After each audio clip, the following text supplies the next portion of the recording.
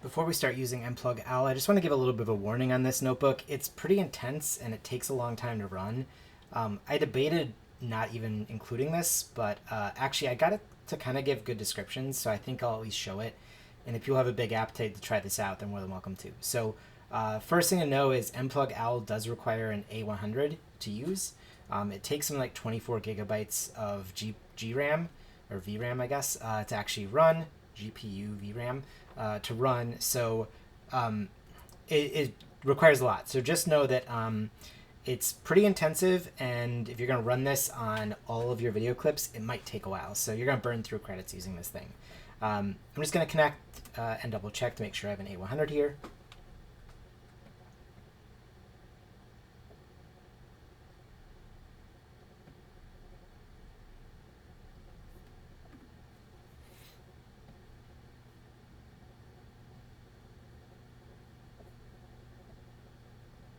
And then you'll need to run this as well.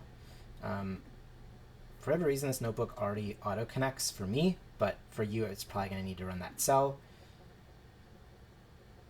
And we're going to refresh, and we have our drive here. So next thing to know is this does do video descriptions, which means we only need video clips. We do not need frames. So there's no frame folder here, so you don't need to run that for this process. Next, we need to download our model.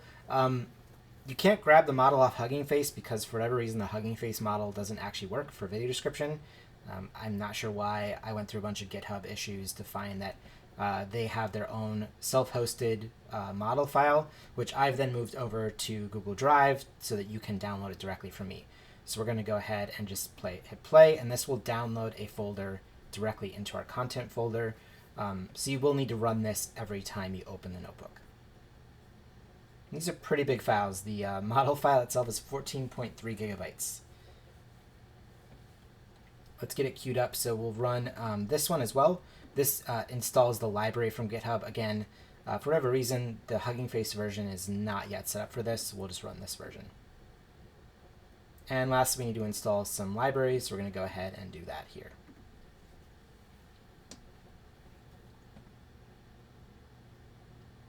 You'll see even going from Google Drive to Google Drive, it takes 2 minutes to download this huge file.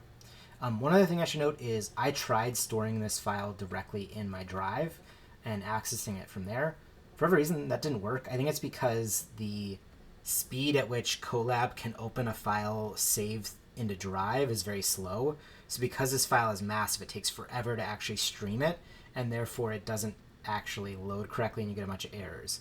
What I found is the only way to make this work is to actually move the model directly into this content folder, which is then sort of like hosted on this runtime and not being streamed through Drive.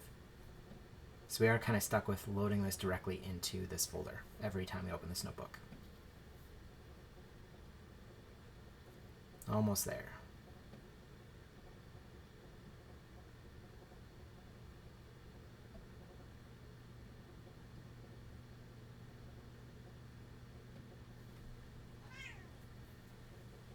Bug, why do you always come just when I'm starting my notebooks? It's like you know you can bug the shit out of me right now.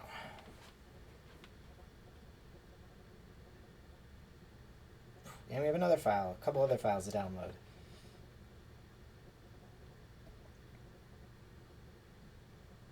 There we go. And we are now installing our libraries. So the next step is to actually load the model into our runtime. Now here again, I found that this takes forever. I don't know why. It just takes about 10 to 15 minutes just to load the model file and move it onto the GPU. So I might stop the video here and restart when it's finished loading, but we'll see exactly how long this takes.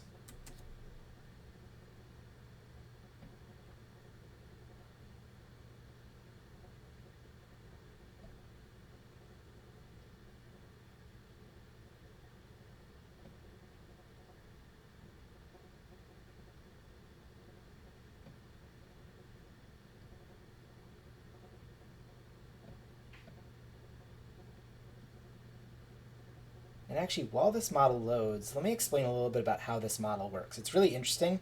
If you use ChatGPT, it's kind of very similar to that.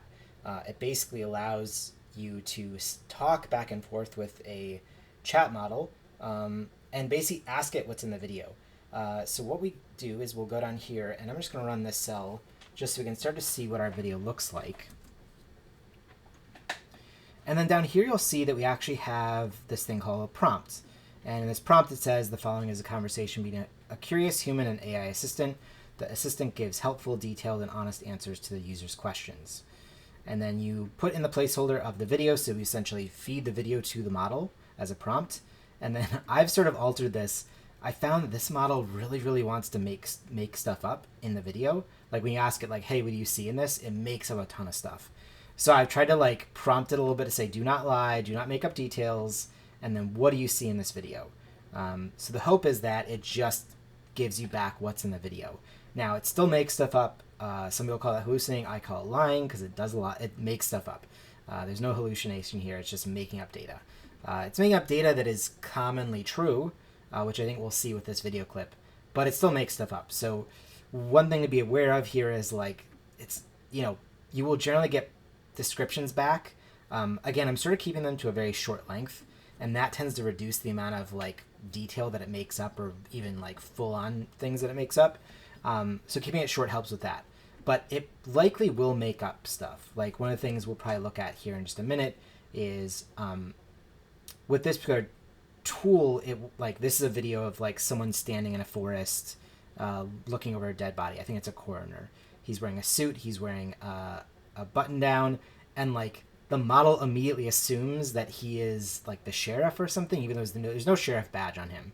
He's actually a coroner or like some scientist or something. And it just said, it cannot get past the idea that he's the sheriff in this clip. So again, biases abound.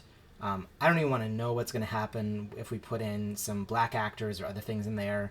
They're likely going to become like drug dealers or, convicts or something. So again, be a little wary of these tools. Like with this, the nice thing about this is like we're building our own data set and we're not sharing it really with anyone outside the class. So stuff like bias, we can kind of overlook or work around. I don't want to say overlook, that sounds bad. We can work around those biases. But, in the case of using this tool and you like then publicly share this, like if you were to make a Twitter bot or some bot that would, take in a video and then share out the description of it, going to get a ton of problems with that. So I do not recommend doing that. But this is, again, sort of an experimental class. We'll see what we get out of these results. I think I've vamped long enough. This thing is still loading. I'm going to give it 30 seconds more, and if it's still not finished, then we will go ahead and I'll just stop the video and come back once it's finished loading. So that took about 8 minutes to load. So again, 8 minutes on A100, kind of expensive, but so it goes. Next, we are going to load in our video. So as I mentioned, this is our little video of our guy standing. This is from the first episode of the X-Files. It is a guy in a suit and shirt. So, of course, now that we're going to run the actual descriptor or the caption creator, after I just went through this whole thing about how he's going to be a sheriff, I'm sure it will not actually generate a sheriff this time, but let's see what we get. So we'll run this.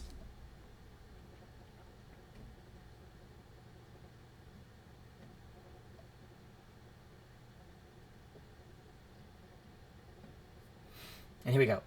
The image shows a man dressed in a suit and tie standing in the woods, possibly in an area with a lot of trees. He is looking down, and expression seems to be serious or contemplative. So there you go. Didn't get a sheriff this time. I swear last time I did, or maybe I played enough of these settings to sort of make it so it didn't happen.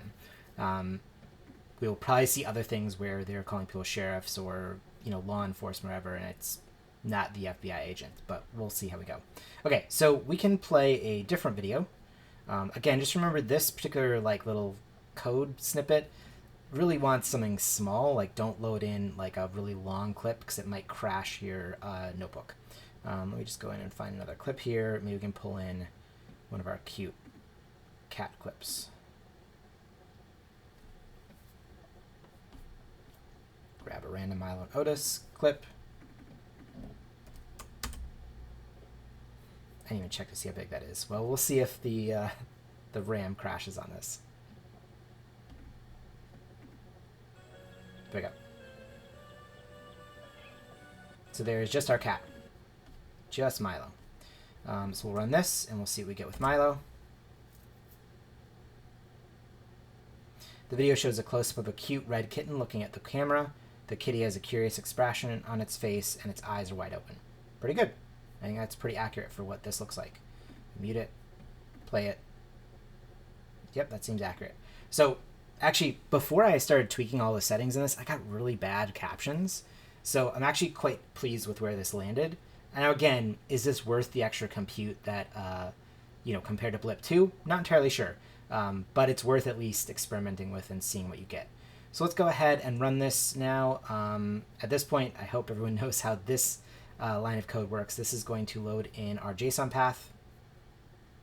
So we'll grab this JSON file, paste it in there, and then, again, however long you want to run this on is however long you want to run this on. I would probably recommend running it on an individual filtered clip set before you run it on everything. Maybe it's better to run it on one of our trailers here. We can run it on the Blade Runner trailer. I don't know that I've done that yet. So let's do Blade Runner. It'll tell me if I have. So we'll go ahead and run this cell, and then it will basically just process all of the mPLUG descriptions for each of our models, or each of our video clips, and let's see what happens.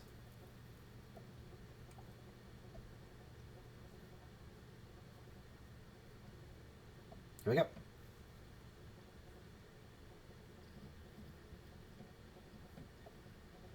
The thing I don't necessarily like about this model is it always starts with the video shows, or in the video, or in this image. Let's just add some extra characters.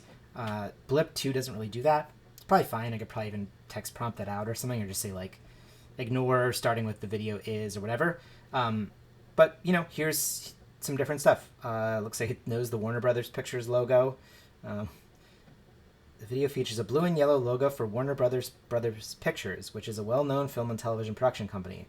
The logo is displayed in a dynamic and eye-catching manner, with the letters and colors moving and whatever. The other problem with this is it does tend to end without a sentence completion. There's probably ways to tweak that as well. But, this is good enough for us to at least get some generic background here, right? Maybe we want to filter out a bunch of videos that have logos in them, right? So people are asking like, oh, how do I delete this clip or whatever from my JSON file? Well, the honest answer is we could just actually run this and grab whatever and just dump it, filter it out, which is probably just equally good. This is this running. I'm going to let it run until it finishes. If you do get an error message, send me the errors. I haven't really seen many errors with this, but I'm sure it's possible.